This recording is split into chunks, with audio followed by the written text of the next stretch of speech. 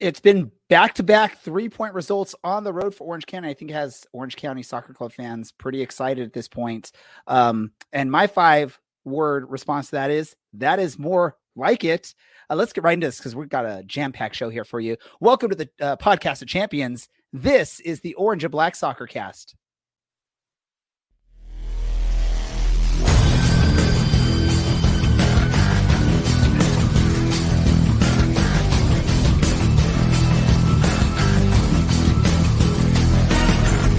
This is the Orange and Black Soccer Cast, the first and only podcast dedicated to Orange County Soccer Club, its fans, and supporters. Follow us on Twitter at OCSC_SoccerCast or on Facebook at Orange and Black Soccer Cast.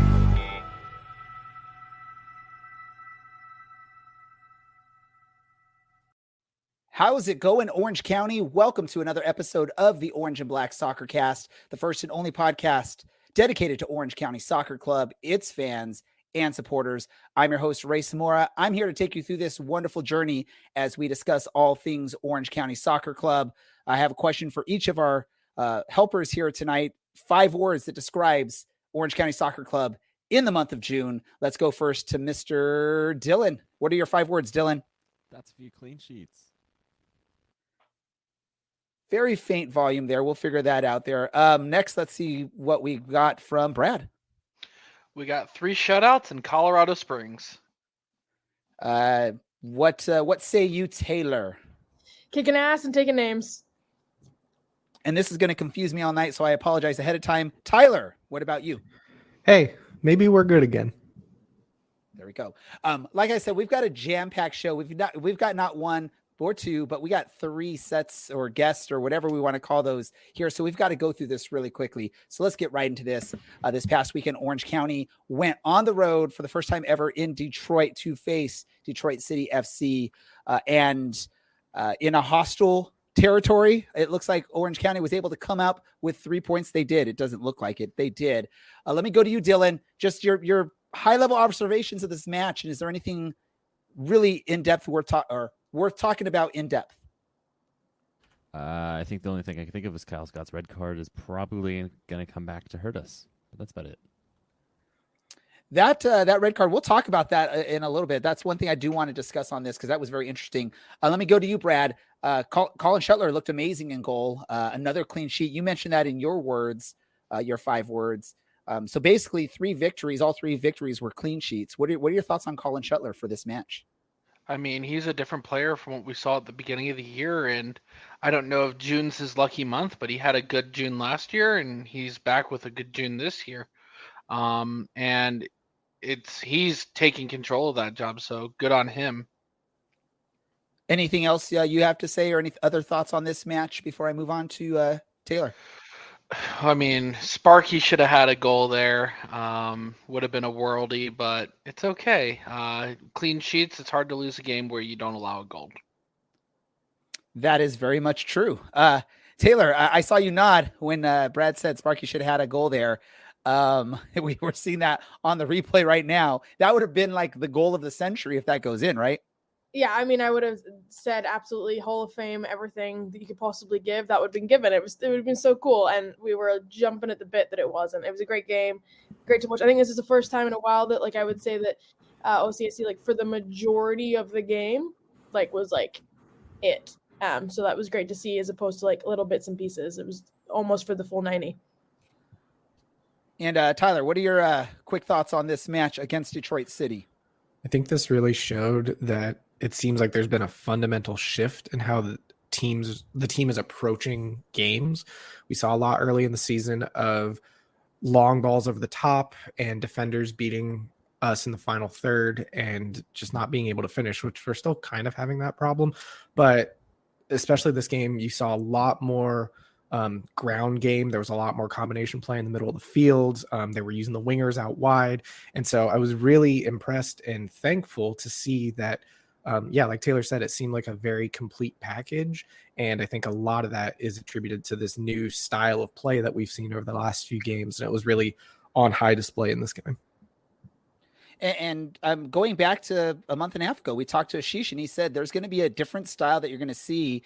And once we get the ball rolling, Orange County is going to be competing for playoff positions, I think we're on track from what he predicted. So maybe we have to bring him on as an expert again. I will say also, it sort of corresponds here. It looks like, Colin Shutler lost his starting position when Orange County brought in Cody Cropper. Cody struggled a little bit, so they put Colin back in the lineup, and it looks like Colin is taking it really seriously, that the competition was there. This is now his opportunity to get the position back and own this position again, and he's not wanting to let it go. It's sort of like that run of form he had, like Brad mentioned last year, that in the month of, or was it Brad? I can't remember who did it. In the month of June, that great things happen. And also Owen Lamb in the lineup, I think that's helping quite a bit there. Let's talk about this red card really quick. What is going on with this? Dylan, you mentioned it, I think first, so I'm going to go to you. What do you think is happening there? We haven't been given any information, but what do you think happened on that red card? The only way for that to be a straight red in my mind is that he had said something, but I can't imagine what is red card worthy and then not worth a statement or a suspension over. So I don't know.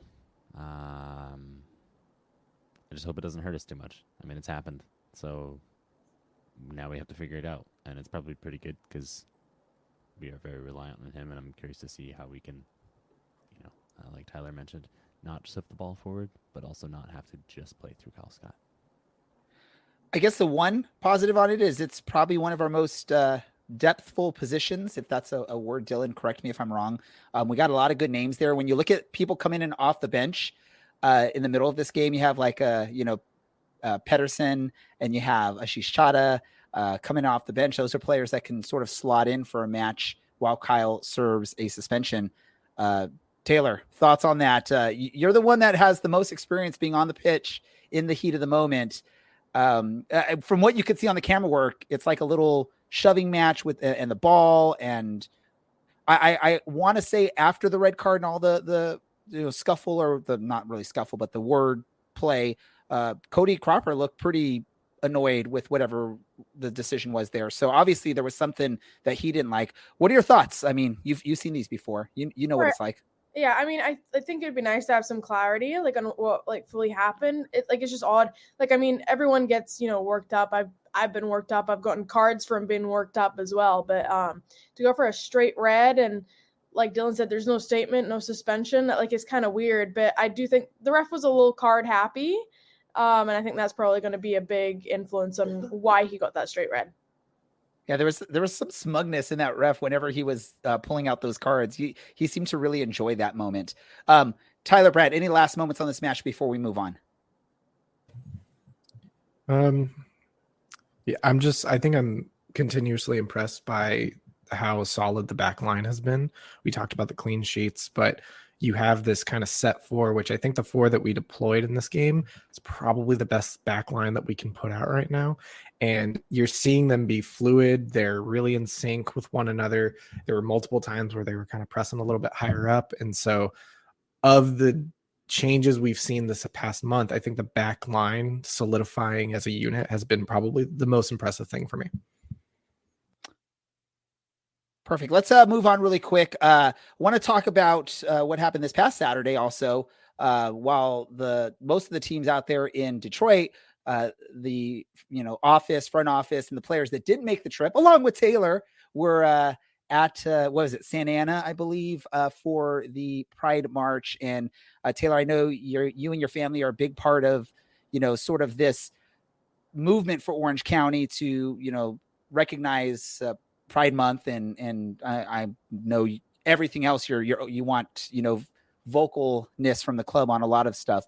What was that like for you? I know you got to march with maybe a player or two, with Gnarly. I believe our producer Andy was there banging the drum away. What was it like for you? Hot. No, it was really good. It just so happened to fall on the hottest day that we've had in a good while, but it was really fun to have the club there and marching, and then they had a booth as well.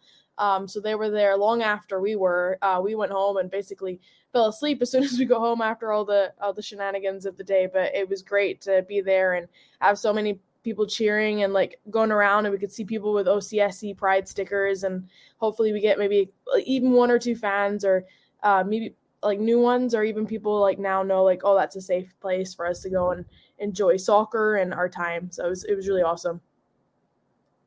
I obviously know Brad didn't make it there. I know I didn't make it there. Tyler, were you able to make it down to the Pride Parade? I don't recall. I can't remember on the chats. No, I didn't get a chance to. All right, no worries. I just wanted to give opportunity for anyone that wanted to share ideas. What would you say, Taylor? I know it wasn't like the biggest turnout. I know it was there was I guess a little bit of maybe not confusion, but a little bit of hesitancy to open it up to like a lot of people because there was only so many slots. But what would you say? What was the turnout like? Were you at least pleased with the turnout? Do you wish there was more? What were your thoughts on all that? I would love to see some more like of CLC or just like the fans in general. I know it wasn't opened up to fans in general, but I'd love to see more involvement there because I know a lot of people were fighting for it and a lot of people wanted to go. There was also like conflicting issues with people and sick kids and stuff like that, but it would be great to have some more. But I will say that like the turnout to the actual event itself, public at large, fantastic. And there was, like Ash said in the comments, there were so many people like lining up at our tent to do the spin and get a little bit of OCSC like merch. So it was really great overall. And of course we had Brent Richards, so that just, that made it great. Yeah, I know Brent Richards, awesome ally to the cause. So it's glad that he was able to make it out there. Obviously it means he didn't play for the team out in Detroit. And what I'll say about this, right? This is sort of Orange County just starting to figure out how to participate in some of these types of events. And I'm sure there will be feedback from fans, from Taylor, from CLC on maybe what can be different next year or next time to help make the process easier and open it up to more participation, because obviously, as Orange County's one true professional soccer team, we want to make sure that presence is seen and that their voice is heard and the fans are being heard on that as well. Any thoughts from those of you that didn't make it on the Pride March and Orange County participating in this event, I believe for the first time? I am Dylan. So freaking glad we've got around to this. I mean, it took too long, but I'm glad that we're there and we're making an effort. And much like Taylor said, this is my hope that people recognize Orange County and the club and Championship Stadium as this is a place where I can go and express myself and be safe to do so.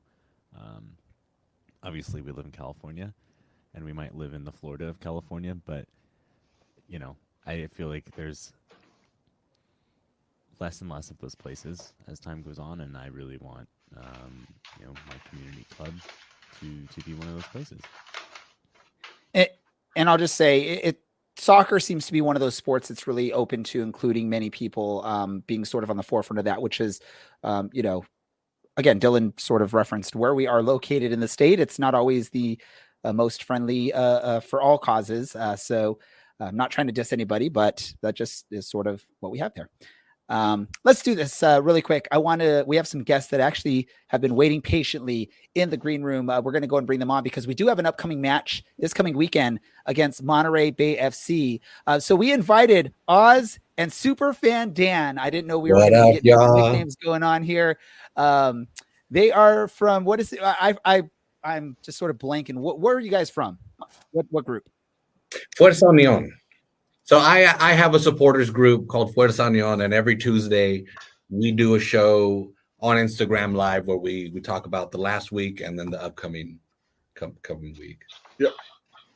There we go. So obviously, I don't think we know a whole lot about Monterey Bay because obviously we focus mostly in Orange County. Although I will say Brad was bragging in our chats this week heading into the show that Monterey Bay is probably the most knowledgeable he is of any team, including Orange County in the USL. I think that's what he was saying, right, Brad? Not including. I think you're misconstrued my words, but I'm familiar with Monterey Bay as following the league with most of the players you guys have, Sam Gleadle included, and just my insight with the family themselves because of his time up in Reno. Sure. So you have an amazing player, and his family too is absolutely stellar and super supportive. So it's nice. Totally agreed. It's nice having families like that in the league. Agreed. And it's a growing family. Yeah. Last season was quite frankly a bunch of single guys except for Kai Green and Sam Gleadle, but now we've got Alex Dixon's got his family here, and Chuy Enriquez has got his family here, and we've got a couple of newly married guys and a couple of engaged guys. So yeah, it's becoming more of a family club. So let me ask you this question, because obviously, when you think of the greater U.S. sports picture, Monterey Bay isn't really top of the list for professional sports teams. But, when you look at USL Championship, that's sort of what's great about this league, is you can open it up to some of these smaller markets. What has the addition of a professional club for soccer, for any sport, but soccer in this picture, meant for the community in large? What has it meant to the development of youth soccer in your area that you have seen?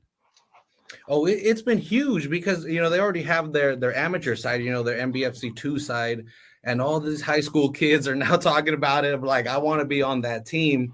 And all of a sudden there's this pathway, you hear that path to pro all the time in the marketing of this league, but now the kids can really see that, whoa, I have a way to now play professional soccer.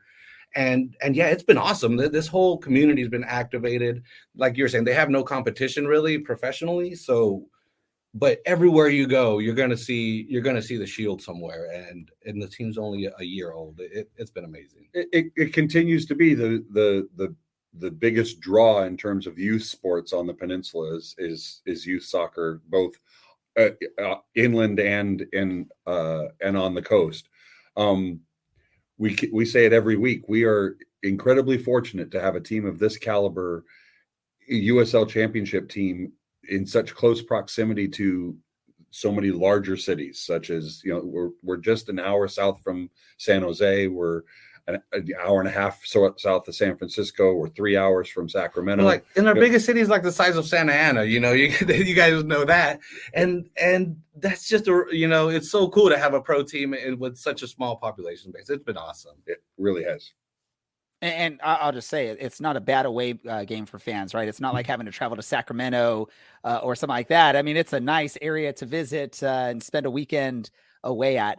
Tell us about this team this year. You guys, is the team doing what y'all expected heading into the season? Are they overachieving? Are they not achieving to the level you thought? How do you think they're doing so far? So for me, yeah, I'll take it first. For me, I think they're back to the level that I expected them at.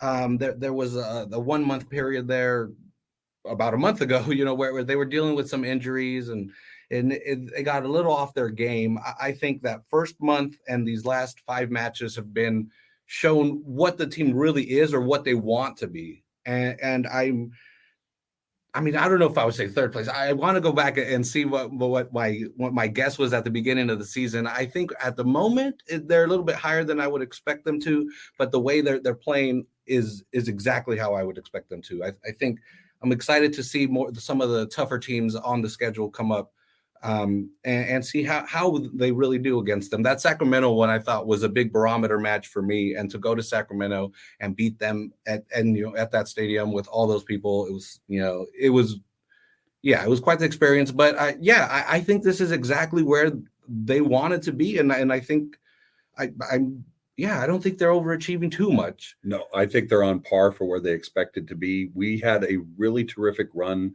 about 2/3 of the way through our first season, where the results were really starting to come our way.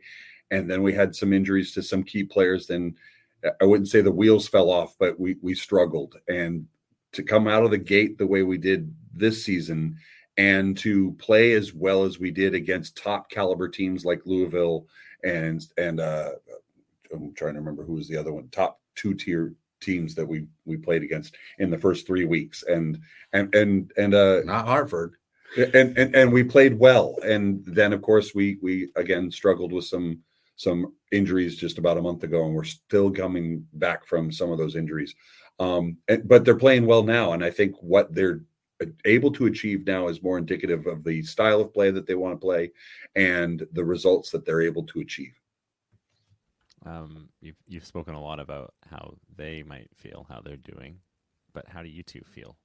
I'm thrilled with where we are right now. Yeah, me too. I'm completely excited and happy. I like it. It feels good to have clean sheets. It feels good to see team goals like the one this weekend with Siaha saving a penalty, getting the ball booted upfield and having some great combination play, unselfish combination play between Alex Dixon and Christian Valesky to score a team goal. 13 seconds from end to end, and then preserving the clean sheet on top of that. It's been an exciting season, and I think it's a fantastic advertisement for USL Championship. We are starting to get more and more fans coming to the games more regularly. I mean, we've got a good group of diehards that have season tickets, and season ticket sales are good. We would like to see more and more people come. The biggest thing, I think, DJ, I think you said it earlier. I mean, the biggest thing that the Monterey Bay has going for it is its temperate climate, especially during June and July and August. But I think there are a lot of people who expect to come to California, come out here and expect Baywatch weather. And, we sell a crap ton of fleece that says Monterey on it. So, I'm glad to hear business is going well. Yeah. More on the, less so on a player side, because we can obviously all go on Google and figure out where players were born and raised and went to college and such.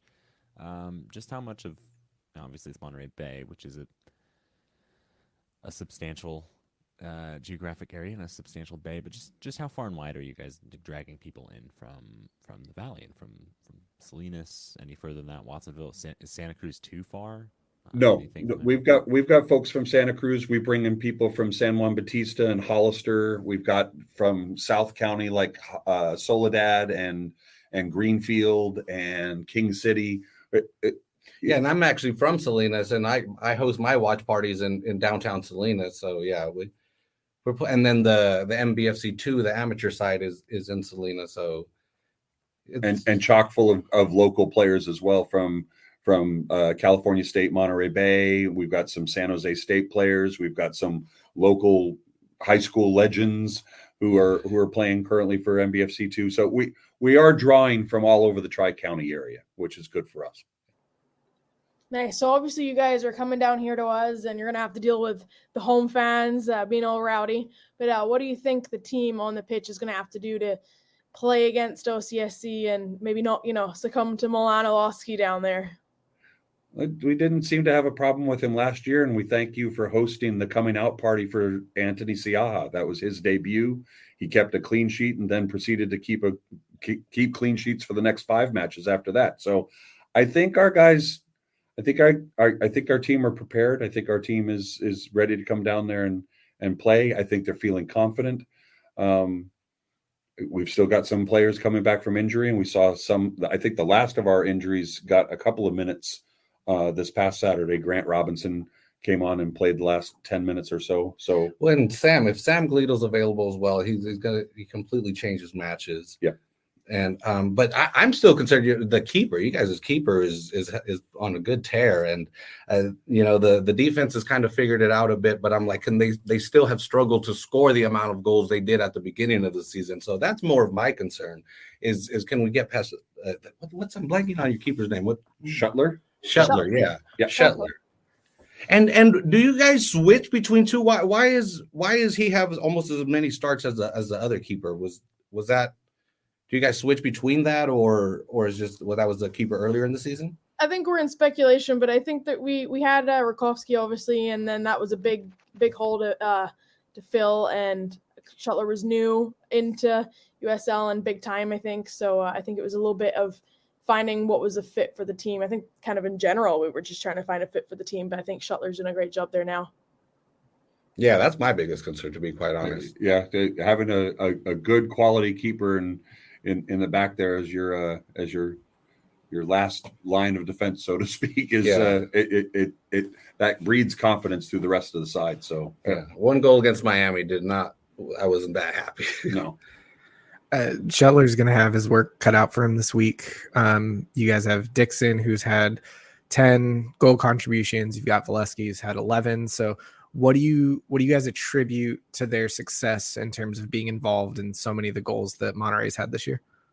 Again, it goes back to our attacking cadre are so unselfish and so team driven. You're not going to see anybody ball hogging. They are all looking for the best opportunity to put the ball in the net, and Every single member of the team is looking for that opportunity. If they see someone's open, the ball is going to move and look for the best option. Yeah, no, that's perfectly said. I can add to that, but I don't want to keep you guys on the line too long. But that's exactly it. That's really, they are truly well playing said. for each other. Yeah, and it's fantastic to watch. And they can It's exciting to see. We're excited to host you guys.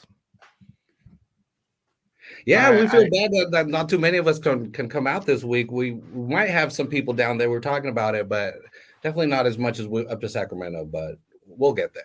We're working on away trips. We're still building that audience. So we had a good turnout in Sacramento. I think OC with such a quick turnaround, I think is asking a lot of folks, especially on the July 4th weekend. All right, so I'll take that as my cue to go ahead and ask some questions. So you guys have touched upon the attacking prowess and the selflessness of Monterey Bay, which, to be fair, is exactly how they've won games. That's how they beat Vegas when they were down here where I live. Yeah. But the one thing we haven't touched on is Hugh Roberts and Kai Green are the pedestal backline of the league, in my opinion. I believe Hugh Roberts is one of the few players to play every single minute of this campaign so far in his age 30 season. What else other than Siaha is the pedestal that you guys would put on your team's defense? That switch to 3 in the back. Yep. We've talked about it, and yeah, they've switched to 3 in the back, and that has, but it was an enforced change. I mean, yeah. I think you may have gotten the two center backs mixed up. But Kai Green has played every minute of every match so far. Hugh Roberts was out with a bit of an injury for a bit. Sorry, no, and we are and we're dependent on both of them. Yeah. With Hugh out. And then losing Grant Robinson at left back, and then losing Max Glasser, who's in his rookie year, also to international call-ups with Nicaragua.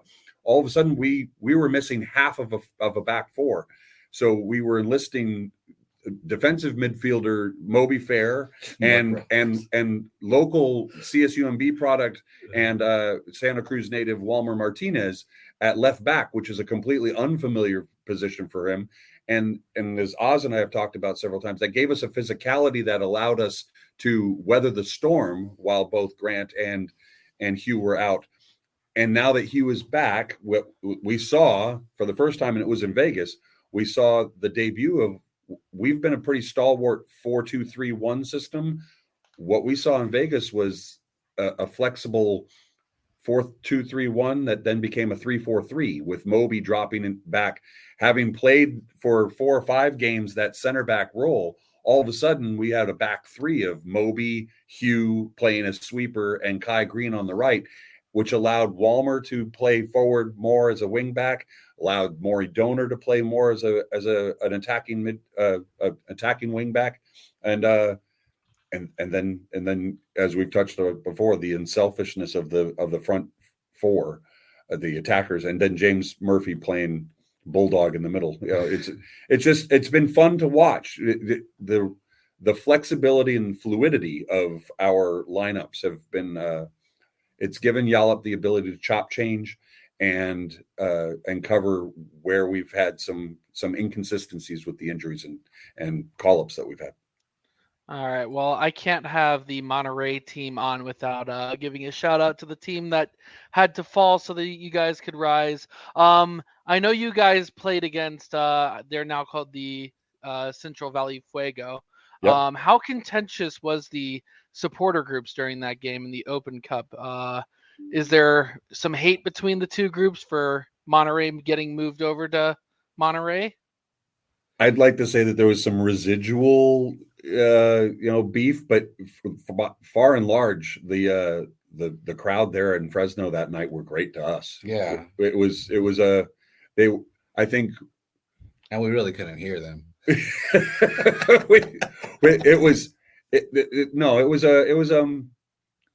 I won't say jovial, but it was we were good to them, they were good to us. At the end of the match, we all said good game as they were leaving the stadium, and I didn't think there were hard feelings. Now, that's not to say that They didn't say stuff behind our backs or anything like that. But I mean, to our faces, they were all very kind. Yeah. From my time up in Reno, Fresno was a great away day, so I missed that team.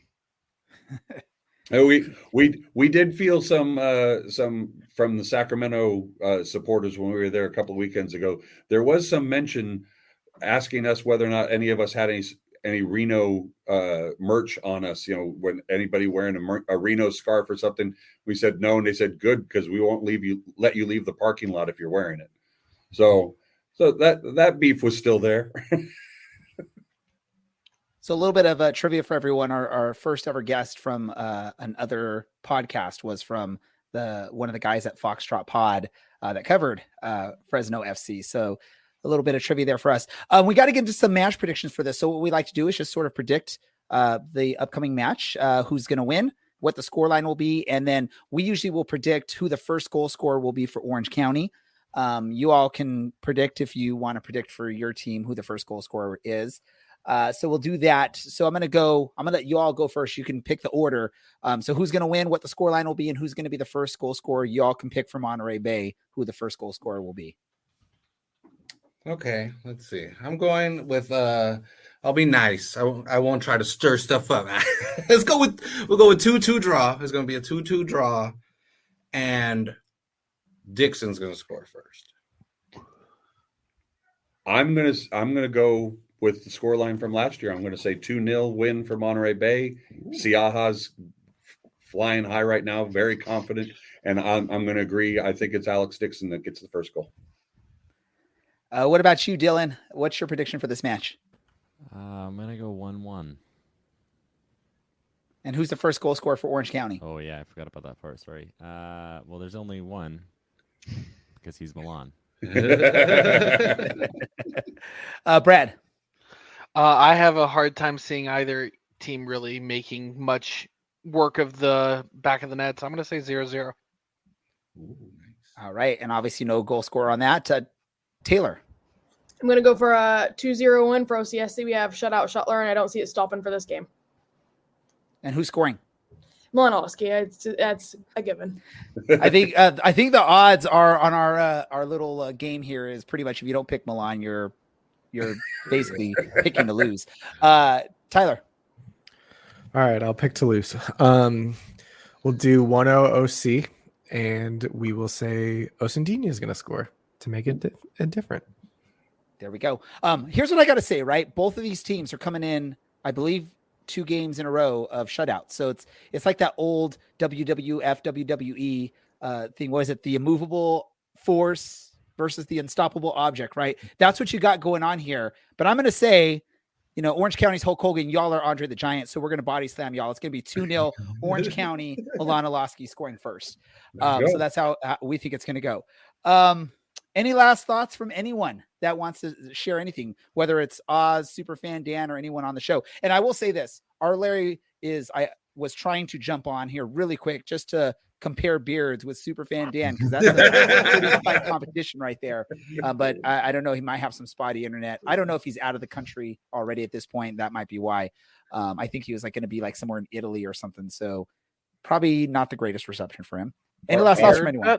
Our Pride night was this last Saturday night, and I've been in the habit of spray painting my beard multiple colors. So I proudly wore a rainbow on Saturday for our community. Awesome. That's much appreciated. If you go if you go to Instagram and go to Superfan Dan 831, you'll see lots of photos of what it looked like. Let me say this. If any of our followers or anyone that listens to our podcast want to hear more from you all, where do they go? At Fuerza Union Club on Instagram. That's where all our videos are archived there. Our Tuesday night drop-ins. Yeah, our show called The Drop-In, which where we cover the team, and at Fuerza Union Club. And then on Instagram, I am Superfan Dan 831. We have a supporters group called Fog Dog Footy 831, because we're Marina based, and that's kind of where the Fog Dogs live. And then we're on Facebook as Fog Dog Footy as well, Fog Dog Footy 831, and I am Fog Dog Footy 831 again on Twitter. So there you go.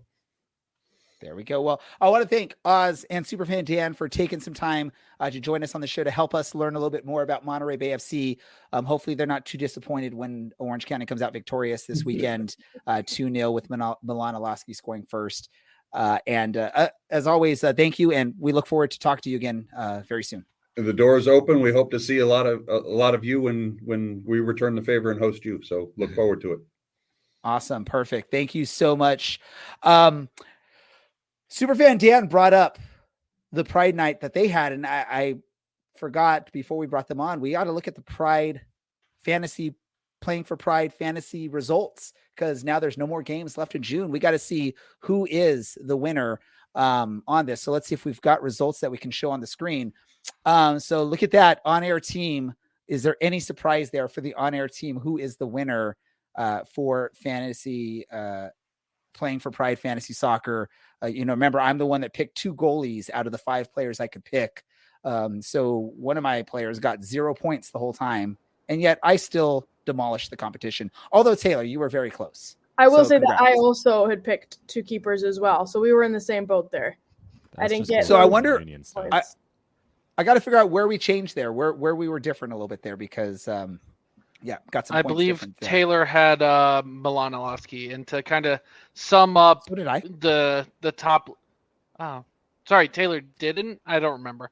Anyways, to sum up, if you had either Shutler and Alaski, those were the 2 players who scored the most. Shutler had 30 points over the 4 games with the 3 shutouts and a couple of saves in the I think in the Colorado Springs game.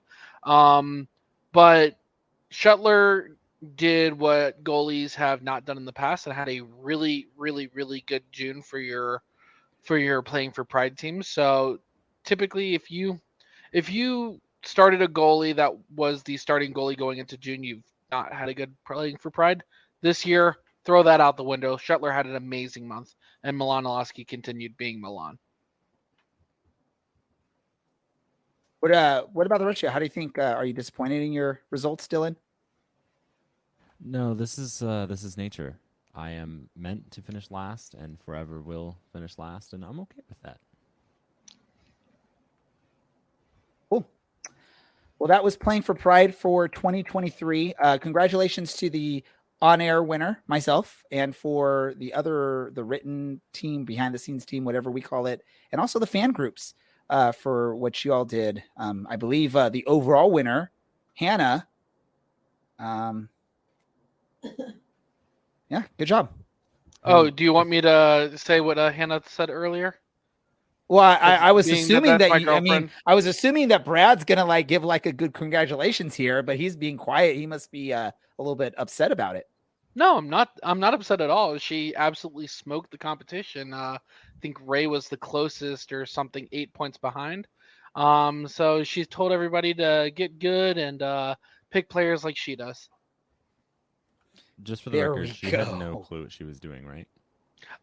She told me her logic was to pick 1 player from each position, because she misunderstood the directions, as she needed to pick a goalie, a defender, a midfielder, a substitute, and an attacker. So she picked her team based off of that, and it worked out really well. I guess having a balanced team really works out, even when it comes to playing for Pride Fantasy Soccer. Very interesting on the results there. Thank you to everyone who contributed. I think many of us have said we're gonna, if we have not already, donate to toward the cause, playing for Pride and at the ally. I think how many points did I have? I had 61 points, so I'm going to donate at least $61 plus a little bit more on top of that, just to be nice and be a good person. That's how that goes. What do we want to talk about next, everyone? I know we were supposed to have a scheduled guest. I don't know what's going on. I know we're checking on that, but there we go. Season score predictions. Let's see how we're doing on those. Yeah, thank you, producer Andy. That's why I like having a producer. So this is how we're doing here. Taylor, you're the expert on score predictions. Yeah, I'm just clearly taking off here, and we'll continue to take off and leave everyone behind. Is that so? Well, now we're making this competition. Now I got to do this seriously. Just like Dylan said, it's nature, and I am here to win. See, right. that's a balance. It's perfectly balanced in the Dylan and Taylor podcast, Black and Orange Soccer Cast, Yep. because football cast, because I am terrible at this, and she is not. Well, You're better Dylan, than me. Dylan, I'll give you credit. You're not terrible at this. You're terrible at never getting said your that. score predictions in. If we were to average out per game guest, I think you'd probably be smoking the group in this call right now. But unfortunately, that's not how things work. And I will get you a detail like that at the end of the season. But with score predictions, we're halfway through the season, 17 games out of 34. And I mean, as you see it, Kayvon is still in first place for all the community at large. However, it's a lot tighter than I would have thought at this point in the season, given how some players were running away with it. And June boasted improved score across the board for most players because we generally pick Orange County winning regardless of who they're up against. There hasn't been a majority lose or draw, so it's nice seeing the team performing well, and score predictions have definitely bolstered off of that. See, when I forget to do my predictions, the team does really well. And then when I predict, they lose. So I'll keep losing and forgetting to predict, and then the team will win. So you're welcome, everyone. There we go. I mean, I think Dylan, like, he's part of the old school podcast team. We didn't ever have to fill out this form. We would just say stuff and we would jot it down as we're talking or something. So maybe that's why he's not doing so. We're trying to fix our problem because I think we have our guest is ready to do this, but for whatever reason, we're having trouble getting the connection here. So bear with me just a moment as we try and figure that out. Maybe what I'll do is 5 words. We'll try and figure this out. Pride Month. What's Tyler, up, go Dylan? first. We're gonna say 5 months about Pride Month. 5 Tyler's going months? first. Five words about Pride Month. Excuse me. Okay. Soccer has to do better. Okay. Brad. The return of Colin Shutler. This was just about Pride Month, and you guys have really taken this into a soccer direction. Taylor. Pride all year, more June. You I gave was me going 5 with words.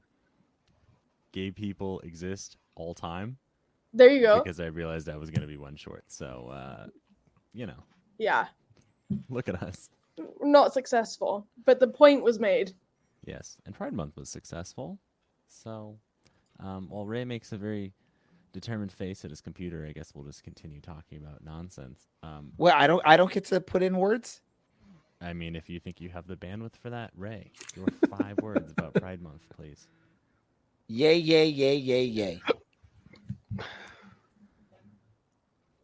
I'm a little see, disappointed. Joseph did it better than us. He said soccer is for everyone. That's the 5, and it was a full sentence. That's 4 words, right? It's 4. Soccer He is split up for... everyone. He to split up different words, everyone. So it works.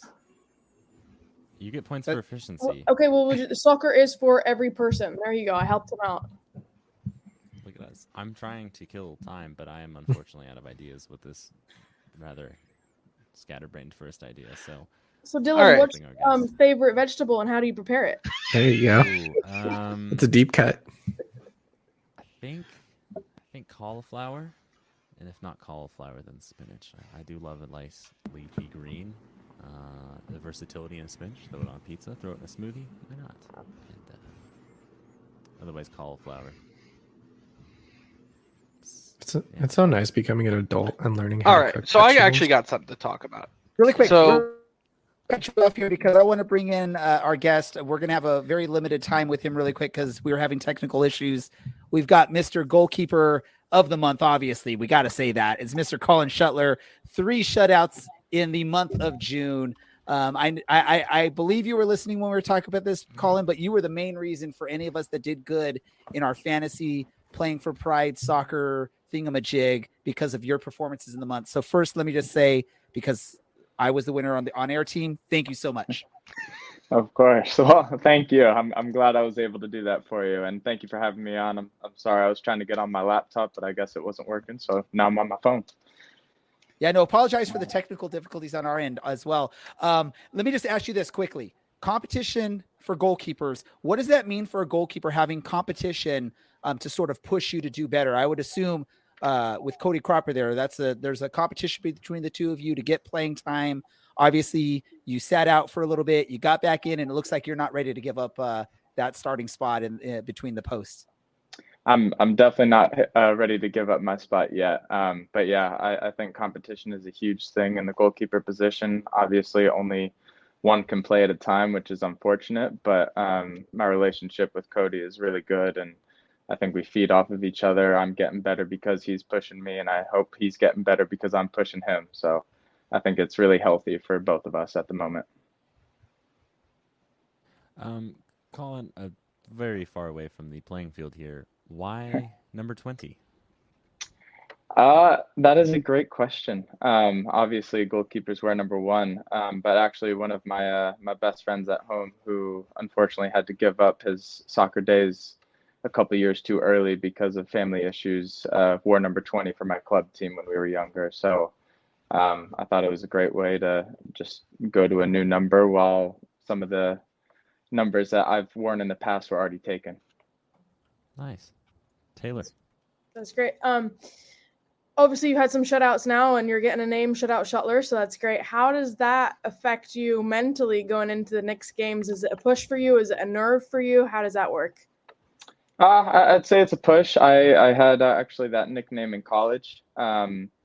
But as long as I have those 4 in front of me, like you guys were talking about before, we've sort of figured things out. I mean, it starts up top as well with the guys running our forwards and our midfielders. But if I have all 10 of the guys working in front of me and not much to do, then I'm a happy guy just watching in the back. Sounds good. I will let you know that I was one of your biggest advocates on the podcast. Other people may have had their little doubts every now and then, given that you're so young. But I want to let you know that I was me that was pushing for you the whole time. So don't let them tell you otherwise.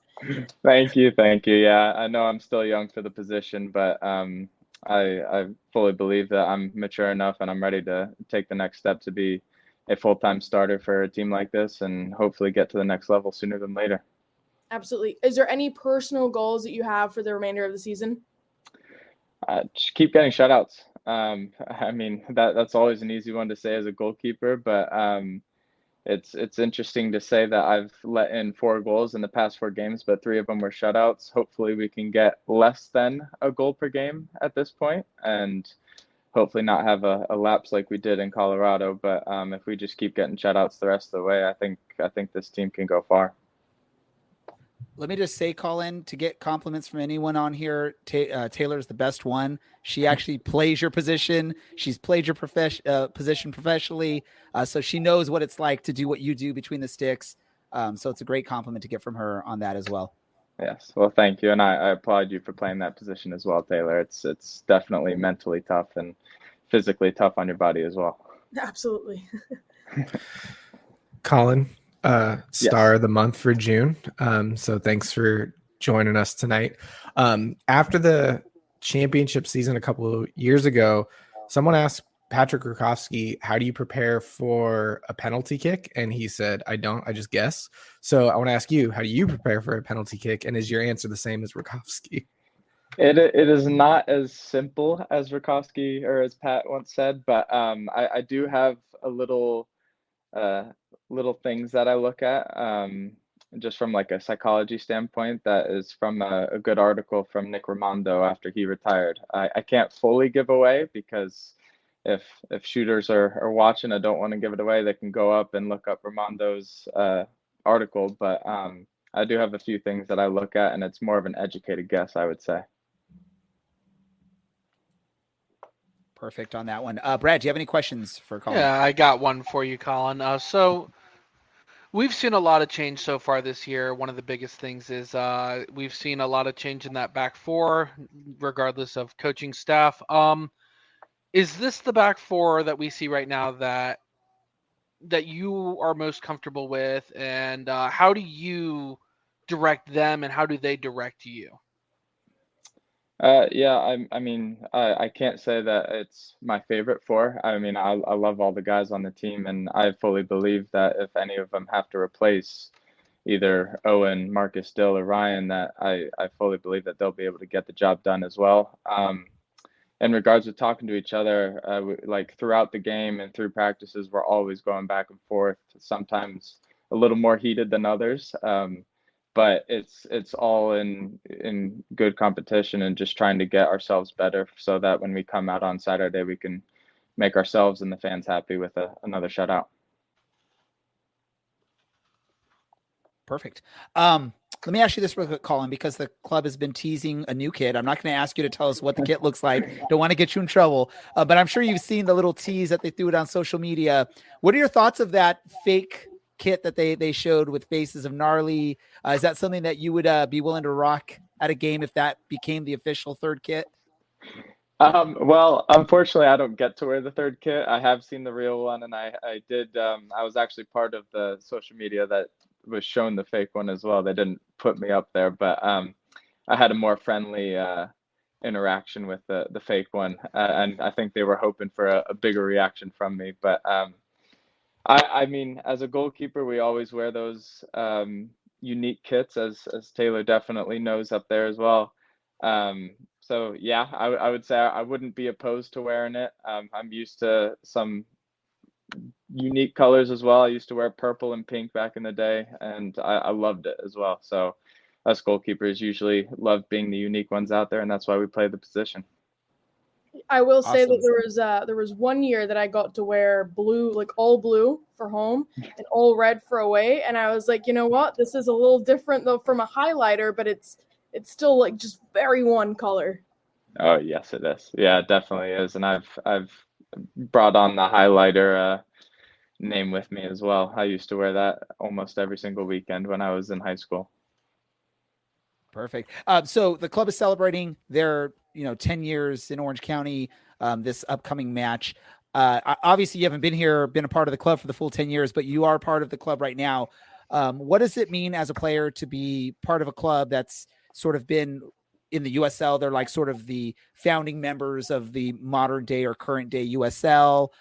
So it's a longevity aspect there with the club. What does it mean as a player to wear, that badge on your kit and represent a team like Orange County? I think it's a huge achievement, and I think that goes out with saying, going out like every home game, just the fans that show out for this team are incredible. And what this front office and staff have been able to do in the years before me are showing now. And I think it's the biggest numbers they've seen so far, and I think they're going to keep growing through the year. So being here at this time, I think, I'm very lucky where I am today, and hopefully we can, as a team, bring in another championship like 2 years ago. It'd be a great 10th year present. I think we would all be excited if that becomes the outcome of the season. And I mean, when you look 2 years ago, you're looking sort of that trajectory. It's sort of a similar path, right? The struggles early on, you go on a run in June and that year there was a coaching change. This year there's a coaching change. There's a lot of similarities between the two seasons. Now, obviously you never wish for coaching changes. You don't wish for the struggles, but if you can end with lifting the cup again, that would be an awesome, and adding a second star on the crest there, that'd be pretty awesome. Any last words you have for the fans that are going to be making it out to Championship Soccer Stadium this weekend? Hopefully, I just hope that we have a great following this Saturday. It's a great achievement for the club to get 10 years. And it's unsaid that this is going to be our only home game again in this month. So they're getting kind of rare at this point. So come out, enjoy it. I know the club has a lot of things planned for the game, and hopefully the players can give a good game as well with a win. Colin, once again, away from the field. 2 questions for you. One, what is your favorite vegetable and how do you prepare it? I would say it's actually one that I very much disliked growing up. It's Brussels sprouts. I usually put them in the oven, not grilled, and I do a little bit of balsamic on it, some salt and pepper as well, and nice next to a nice salmon and some risotto rice. It's very good. This man can not only save goals, but also has an impeccable food taste. Colin, when you're not at home making yourself some salmon and Brussels sprouts, do you have a local place that you'd like to shout out? Oof. I do not get the privilege of going out to eat at local restaurants around here, so I would not be the one to ask, unfortunately. I would definitely go with any of the ones that you guys have to say, though. I've only been here for about a year and a half, and I've maybe gone out to In-N-Out and Chipotle a couple times, but no local ones for any special events. So sorry to disappoint on that one. Yeah, none of these youth yes. teams that you come out and you help out with from time to time, none of them have taken you out or given you a gift card to a local spot. Man, they got to treat you better. They treat me very well. We went to a pizza place, but it was more for the kids. They had arcades everywhere, so they were just off running around. But we have gone to some restaurants. I'm not a good. I don't remember names very well, so. Not trying to make your teams look bad. I just said that because I ran into Colin at a youth soccer game 6 months back or something, and I introduced myself. I'm sure Colin's like, "Who is this guy saying hi to me?" But no, I appreciate that what you're doing to help out the youth players too in the area. That's also an awesome feat and giving back to the local community and giving back to youth soccer because that's the next round of players are going to come from that there. Colin, we're going to let you go. You're on a little later than you probably planned because we had technical issues, but I thank you for being patient and hanging out with us and answering some questions and wishing you all the best of luck this weekend. And let's get another shutout. Yeah. Let's get another shutout. Have another good month of July. But thank you so much for having me on. And it's bedtime for me now. So go get that rest. We want to make sure we don't ruin your schedule for prep for the game this week. Ladies and gentlemen, all good. Goalkeeper for your Orange County Soccer Club, Colin Shutler, Shutout Shutler, as he's now known. Thank you for joining us. Folks, we're going to be going into some overtime for this episode because of the technical issues we had. So hang out with us. Hopefully the rest of my co-hosts don't mind hanging out a little bit longer because we have another guest that was scheduled to join us about 15 minutes ago. But again, technical issues. So a little bit of a delay here. And that's the president of business operations for Orange County Soccer Club, Mr. Dan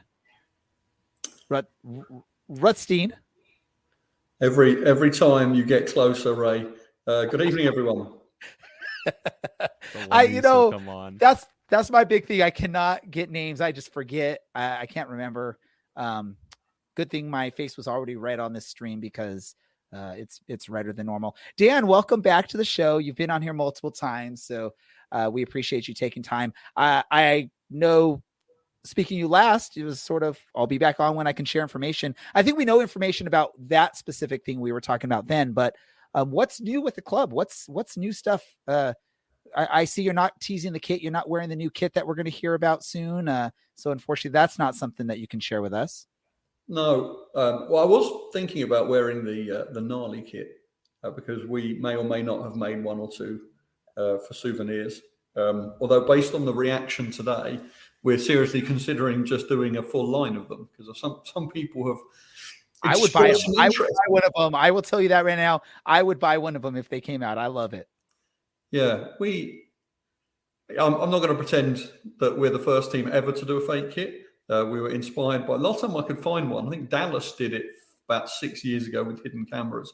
But we knew we were going to launch a number of kits this year, and I've always wanted to do something fun. And we have a great design team. And I said to them, make it as ridiculous as possible. But in the way that football is going nowadays, ridiculous is in. So people want to buy it, so we just made enough for the shoot. Plus, I may have made an extra one for me. And as the third goalkeeper on the show tonight, I still play in an over 45s league, and the team's playing red and blue. So I will be wearing my gnarly shirt as a goalkeeper shirt.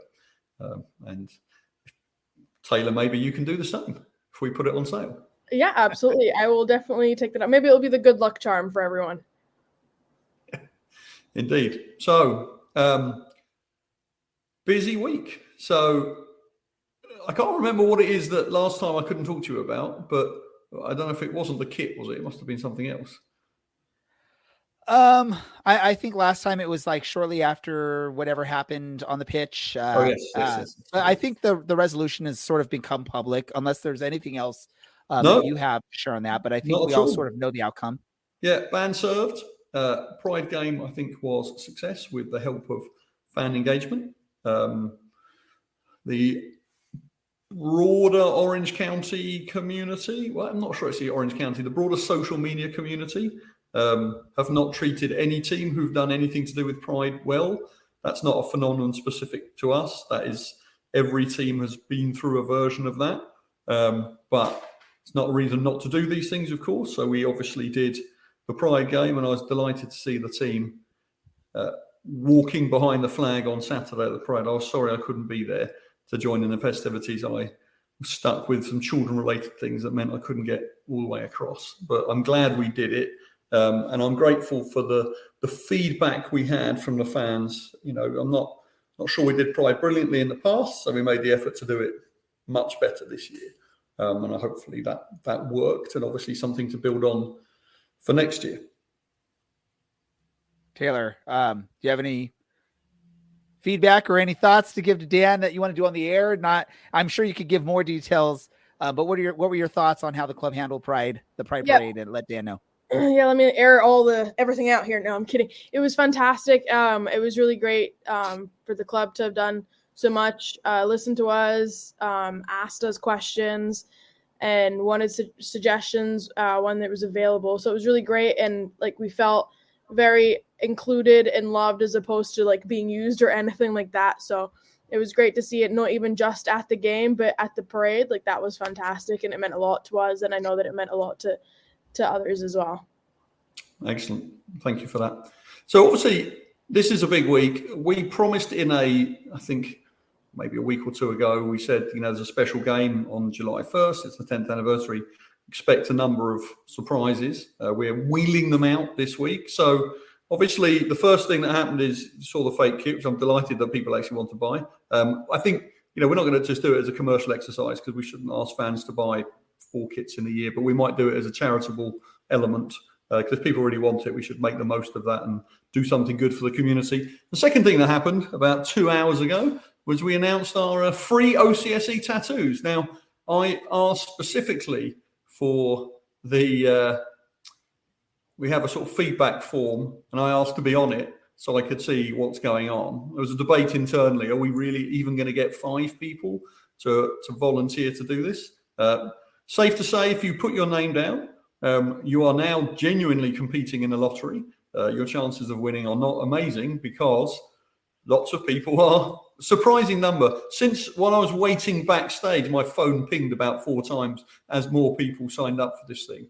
And I am beyond delighted, given there was an internal debate about whether Gnarly's face should legitimately be part of this, that about a third of the people wanting the free tattoos wanted Gnarly. Now, it's all going to be done. We're going to do like a number randomizer, so that the 5 get picked randomly, and we're not going to sort of split them up into the different ones. But, the law of averages at the moment would suggest that somebody's going to walk home with a sunglass wearing tattooed orange thing, although I think it might be in black and white, on their arm or whatever part of their body they so choose. And I feel like this is the sort of thing you do at 10 years. I think if we'd done this after 1 year, not sure we would have had that many volunteers, but people love the club enough to get themselves inked, and delighted to see that. So it's just one of a number of surprises this week.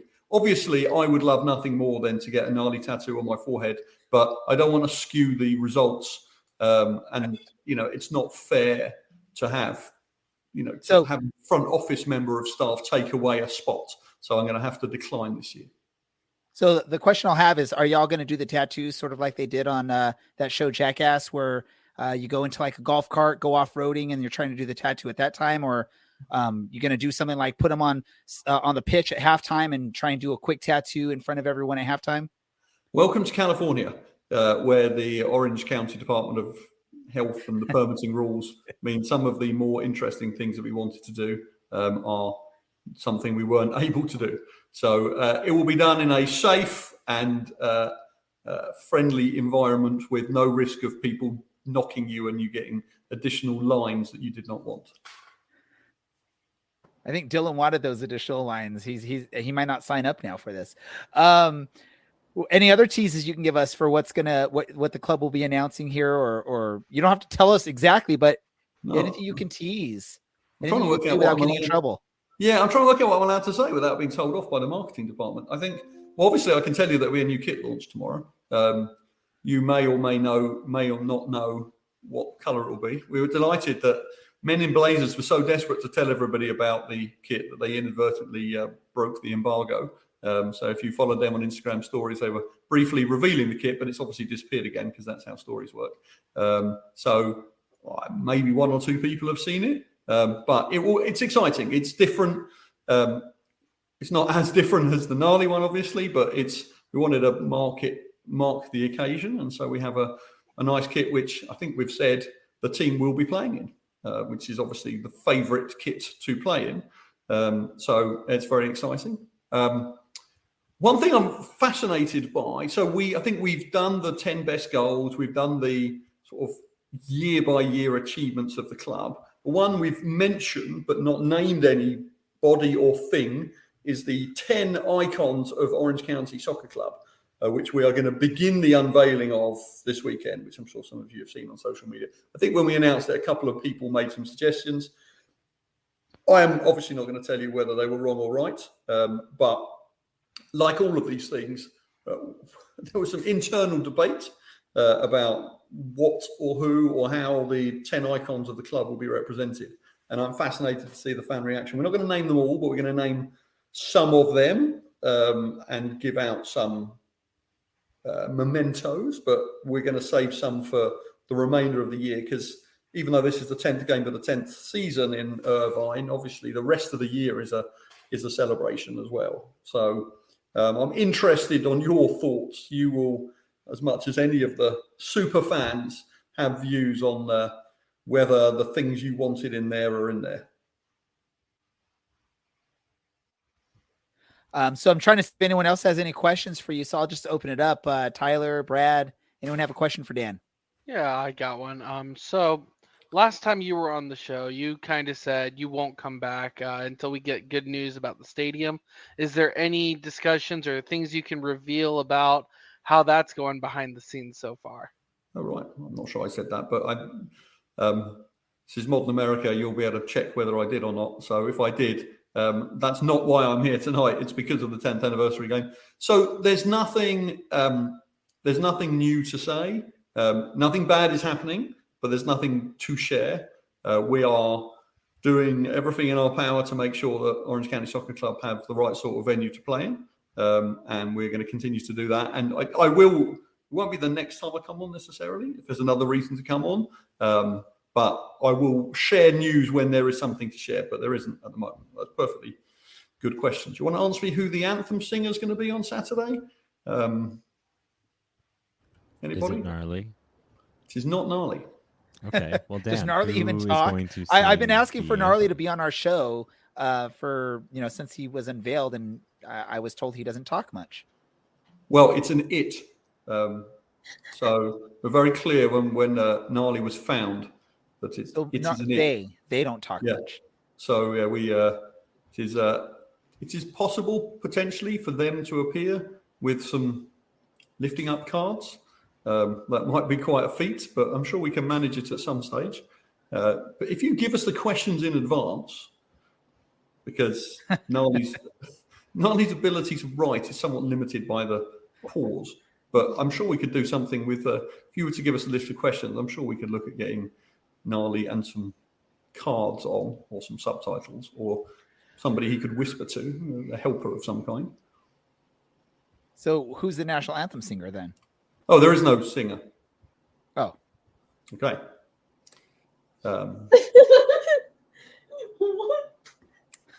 Okay. Moving on. A question about. So I'm signed up for the raffle for the tattoos for Design C, the OC with the star. That's what I'm signed up for in the raffle. Fingers crossed. But Noted. given that so many people have signed up for it, do we think we might bring the tattoo raffle situation back? Funny you should say that. The debate we had internally is if people like it, then why wouldn't we? So I'm not going to pretend we're the only sports team in the world to do tattoos. We are inspired by my friend owns a baseball team in Portland, the Pickles, who you may remember their large pickle has visited our team before. And they do Tattoo Tuesday. So obviously baseball's different. You have like 80 games a year or whatever it is. But every time it's a Tuesday, they tattoo. So we don't have any Tuesday games, obviously, but we plan, if it is a success, to bring the tattoos back. Maybe freshen up the designs, depending on what people are looking for. We might even do design your own tattoos within the scope of what our friend John from Old Time Tattoos can do. But we are just trying to make sure that this game is memorable. I think you're all season ticket holders, so you will have received the letter that I wrote to you that said, like, this is not the game to miss. Although I know at least one of you is actually missing the game, but this is not the game to miss. It's going to be a special occasion. There's lots of things going on there, and we want to make sure that our fans who are so loyal to the club and who have been through the highs and lows on and off the field that every sports fan has gone through come together for a celebration. I think it'd be fair to say we are trending towards a sellout. I think one should never, but it'll be our biggest crowd of the year. But whether it'll be our biggest crowd ever is certainly up to debate. We are pulling out all the stops, and we know that a lot of people are interested. Season tickets adding on, bringing their friends. The people with these flex packs are redeeming. Like, this feels like, maybe some of it's because it's one game in 7 weeks at home for us. Maybe it's the fact that we're now, after not the most amazing start to the year, we are one game away. I think if we can secure another victory, we should sneak into the playoffs. So, the stars are aligning for what should be a really special night. The weather's going to be magnificent. And obviously, regardless of any of that, it's a beer fest. And as you all know, people do love a beer fest at this club. So we think it'll be a really special night, and we hope to see as many people as possible there to join in the celebrations. Dan, you mentioned highs and lows of this season. For you personally, what has been the high point of this year's team? Ooh, good question. So we're talking, I guess, on the field. Obviously, you don't care about whether attendances are up or not. I mean, I know you care, but that's not what you're asking. I think it's probably the victory over Detroit for a couple of reasons. So basically, the two reasons are it's the first time we've won 2 games back to back. And I think we all knew that this team were good. The view is that this is a legitimately good team, as good as the team that won the championship. If not, it's a contending team. And we always felt like we were just round the corner from a strong performance. There's obviously been injuries, there's been suspensions, there's been issues, and I think we were waiting for the win. But every time we got the win, we thought, the win is a real win when you back it up. So when we beat, where are we now? I'm trying to think, it was our 4th home game.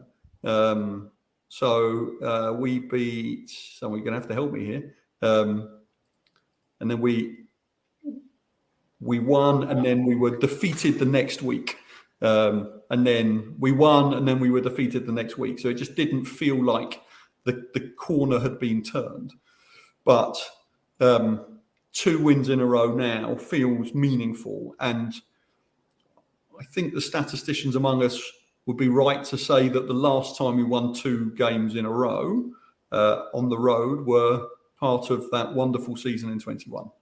So I'm not going to make any ridiculously bold predictions, but I think the highlight is a second backup win, because it's more meaningful than just individual wins. Yeah, that's obviously what we talked about tonight, as it was the most recent game. So it was a win against Detroit, but also in that game, there was a little bit of a low point at the end with that red card to Kyle Scott. Can you give us any more insight into kind of what happened? Seeing it on the feed, it was kind of unclear as what was going on. Is there anything you can tell us about that? There isn't. It's given it was a red card, not the sort of yellow card that you would expect for time wasting. It's in the hands of the USL Discipline Committee. So we don't know the result, and I wouldn't be able to talk about what's been going on, anyway because of that. Do we know? I haven't seen the footage directly. Do we know what the red card was given for? Like, I don't think any of us have seen what like the actual reason was for it. Is that something that the club is told? We're waiting for the official report. Okay.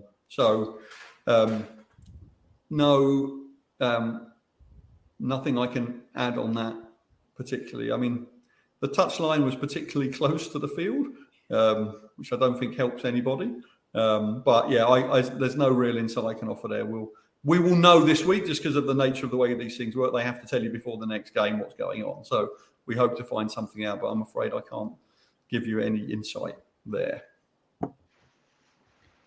Perfect. Obviously we went way past our normal time because of some technical difficulties. We wanted to be able to speak with Colin. We wanted to be able to speak with you as well. Any last bits of information, any last message you have for the fans making their trip out to Championship Soccer Stadium this weekend, or any other last minute teases you can think of that you want to give our fans, our listeners? Yeah, I don't want to get in trouble, so I don't want to do any more teasers. I guess I have a question and a statement. So the question is, who among you, and I can check my email to know whether you're telling the truth or not, have put their name in for a tattoo? Me. I'm too scared. I can't do it. Wow. I'm too scared. I want the gnarly face, but I'm too scared. Maybe I misunderstood. I thought you guys were the super fans. But I don't get inked up. I have a thing with a problem with needles, so I can't do it. It's fine. The one you should be disappointed in is Dylan, because I know Dylan will get tattoos, but he did not raise his hand.